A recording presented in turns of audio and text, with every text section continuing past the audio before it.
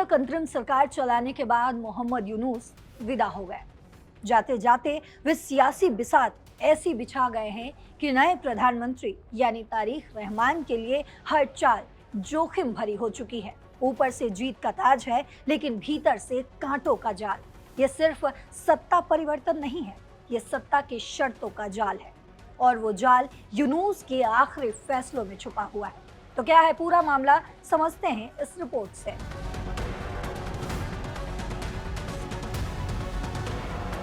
बांग्लादेश की नई राजनीति, जहां तारिक रहमान प्रधानमंत्री बन चुके हैं, लेकिन उनके लिए जीत का ताज कांटों से भरा हुआ लग रहा है, क्योंकि मोहम्मद यूनुस ने जाते जाते ऐसा दो बड़ा जाल बिछाया कि बीएनपी सरकार फंस चुकी है।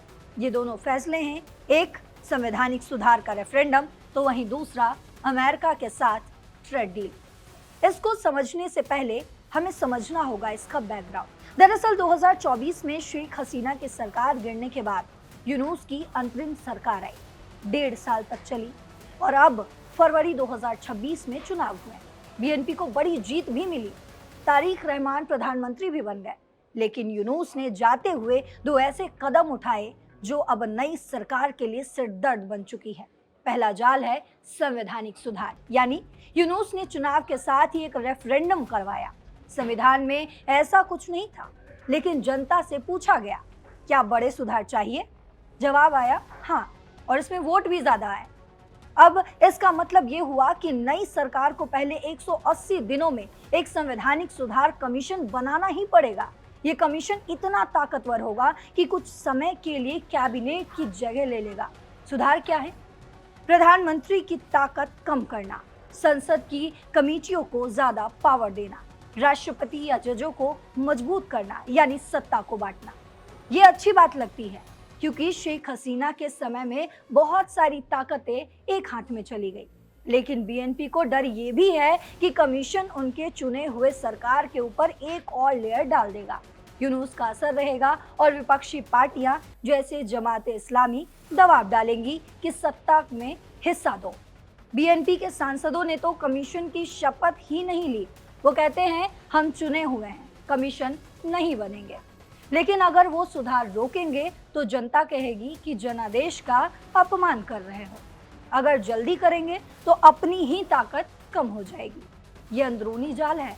आगे बढ़े तो खुद कमजोर, पीछे हटे तो जनता नाराज। वहीं दूसरा जाल है अमेरिका के साथ ट्रेड डील। ये डील चुनाव से ठीक पहले 9 फरवरी 2026 को फाइनल हुई।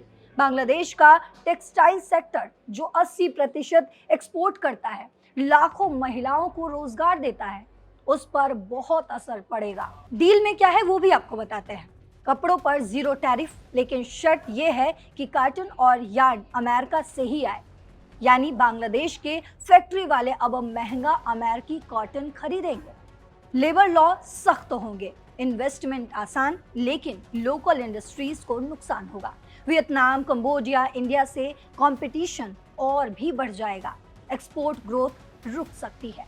तारिक रहमान के पास 3 रास्ते हैं। डील को ऐसे ही मान लो तो इंडस्ट्री और अपना बेस नाराज, रिव्यू करो या बदलो तो अमेरिका नाराज, निवेशक डरेंगे। थोड़ा बहुत बदलाव करो, लेकिन डिप्लोमेसी में बैलेंस करना पड़ेगा। ये बाहरी जाल है।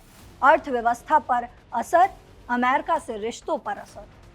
तो कुल मिलाकर अगर देखा जाए तो यूनुस ने जाते जाते ऐसा सेटअप छोड़ा है कि तारिक रहमान की सरकार शुरुआत में ही 2 मोर्चों पर फंस चुकी है। एक तरफ संविधान सुधार से अपनी ताकत बचानी है, तो वहीं दूसरी तरफ ट्रेड डील से इकोनॉमी बचानी है।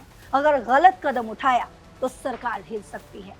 तो अब देखना यह है कि तारिक रहमान कितनी समझदारी से इन दोनों जालों से निकल पाते हैं।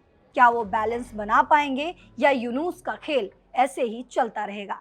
आपको जो भी लगता हो कमेंट बॉक्स में अपनी राय जरूर लिखते जाइएगा। फिलहाल इस खबर में ये अपडेट है। जो कुछ भी और अपडेट होगा लेकर हम आपके सामने फिर हाजिर होंगे। देश और दुनिया की बाकी खबरों के लिए देखते रहिए दैनिक जागरण।